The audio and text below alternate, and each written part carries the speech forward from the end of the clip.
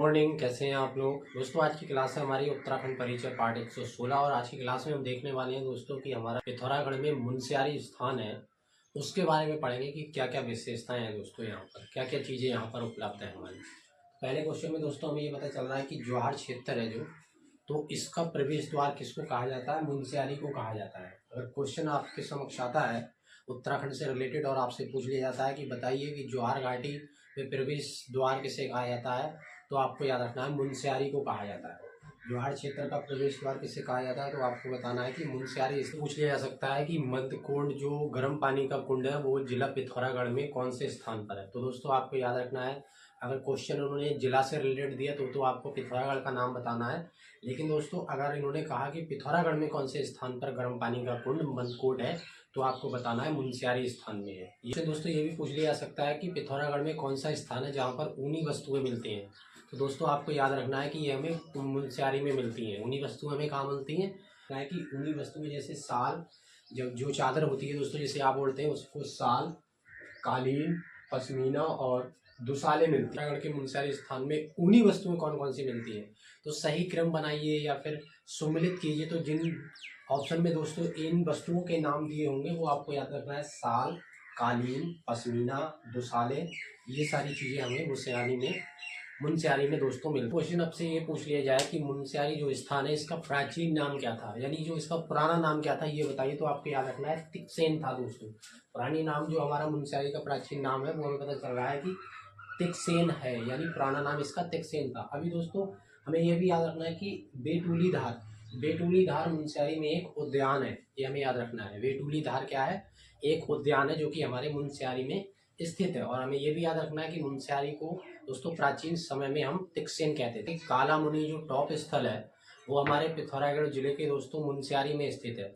यही क्वेश्चन इस तरीके से भी बनाया जा सकता है कि जो काला मुनि टॉप स्थल है वो क्या है, या फिर काला मुनि टॉप स्थल क्या चीज़ है, ये आपको याद रखना है दोस्तों। तो यहाँ पर आपको ये बताना है कि ये पर्यटक स्थल है, घूमने के दृश्य से दोस्तों ये जगह है, स्थान है, इसीलिए आपको याद रखना है कि हमारा काला मुनि टॉप स्थल क्या है, घूमने के दृश्य से पर्यटक स्थल है। डाकोट गांव के बारे में भी पूछ लिया जा सकता है। अब दोस्तों क्वेश्चन ये भी आ सकता है कि डाकोट गांव है जो मुनस्यारी में काय के लिए प्रसिद्ध है। हर चीज़ दोस्तों प्रसिद्ध होती है किसी न किसी विशेषता के बारे में, तो यहाँ पर हमें डाकोट गांव के बारे में बताया गया है जो कि मुनस्यारी में है। लेकिन याद हमें ये रखना है कि ये अपना पश्मीना शॉल के लिए प्रसिद्ध है। ठीक है दोस्तों, आपको याद रखना है कि ये पश्मीना शॉल के लिए प्रसिद्ध है डाकोट गाँव। मुनस्यारी में जो गाँव है आपका डाकोट, वो प्रसिद्ध किस चीज़ के लिए है, क्या विशेषताएं हैं इसकी, तो आपको याद रखना है कि यहाँ पर पश्मीना शॉल के लिए ये प्रसिद्ध है। ठीक है दोस्तों, और जब भी आपको काला मुनि टॉप स्थल के बारे में पूछ लिया जाए कि क्या इसकी विशेषता है, तो आपको बताना है कि ये पर्यटक स्थल है। ये भी पूछ लिया जा सकता है कि बलंती आलू फार्म है वो कहाँ पर है दोस्तों। तो जब जिला का नाम आएगा तब तो आप पिथौरागढ़ बताएंगे, लेकिन पिथौरागढ़ में अगर स्थान का नाम पूछ लिए जाते हैं तो दोस्तों आपको मुनस्यारी में ये स्थित है, ये हमें याद रखना है। क्या याद रखना है दोस्तों कि बलंती आलू फार्म है जो, वो हमारे पिथौरागढ़ जिले के मुनस्यारी में स्थित है या मुनस्यारी में है। ये करना है कि काला मुनि जो मंदिर है हमारा वो दोस्तों वर्धमान पहाड़ी पर है। वर्तमान नहीं दोस्तों, वर्धमान पहाड़ी पर है। वर्तमान प्रेजेंट की बात नहीं हो रही है दोस्तों, यहाँ पर वर्धमान पहाड़ी है एक जो कि आपके दोस्तों मुनस्यारी में है। वह हमें याद रखना है कि काला मुनि जो मंदिर है हमारा वह वर्धमान पहाड़ी पर स्थित है या वर्धमान पहाड़ी पर है। तो जब भी आपसे क्वेश्चन पूछ लिया जाए तो पहाड़ी का नाम आपको याद रखना है, वर्धमान पहाड़ी पर हमारा काला मुनि मंदिर है। ठीक है दोस्तों, जो नैन सिंह रावत पर्वतारोहण संस्थान है वो कहाँ पर है दोस्तों। तो आपको पिथौरागढ़ का नाम तो याद रखना ही है कि जिला पिथौरागढ़ में है, लेकिन स्थान का नाम आपसे पूछ लिया जा सकता है, तो आपको बताना है कि ये मुनस्यारी में स्थित है। तो हमें याद रखना है दोस्तों कि नैन सिंह रावत नाम से जो पर्वतारोहण है वो हमारे दोस्तों संस्थान है, वो हमारे मुनस्यारी में स्थित। जी संग्रहालय किसके घर पे है, उस व्यक्ति का नाम बताइए। तो आपको दोस्तों उस व्यक्ति का नाम याद रखना होगा कि सुरेंद्र सिंह पांगती। सुरेंद्र सिंह पांगती के घर पे दोस्तों इनके पास एक निजी संग्रहालय है जिसको मास्टर जी का संग्रहालय कहते हैं। अब दोस्तों इस क्वेश्चन में कई तरीके से क्वेश्चन बनाए जा सकते हैं। हो सकता है आपसे ये पूछ लिया जाए कि मास्टर जी का संग्रहालय किसे कहते हैं, तो वहाँ पर दोस्तों आपको नाम पूछा जाएगा जो कि आपको याद रखना है, सुरेंद्र सिंह पांगती।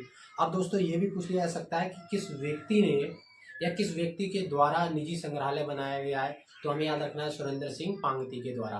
तो दोस्तों ये सब हमें याद रखना है जो कि आपके मुनस्यारी में स्थित है और हमें ये सब याद रखना है। तो आज की क्लास में दोस्तों हमने सीखा कि पिथौरागढ़ में जो मुनस्यारी स्थान है इसकी क्या क्या विशेषता है। जैसे दोस्तों हमें पता चला कि यहाँ पर वर्धमान पहाड़ी पर मंदिर है, पता चला दोस्तों यहाँ पर निजी संग्रहालय सुरेंद्र सिंह पांगती के घर पर है।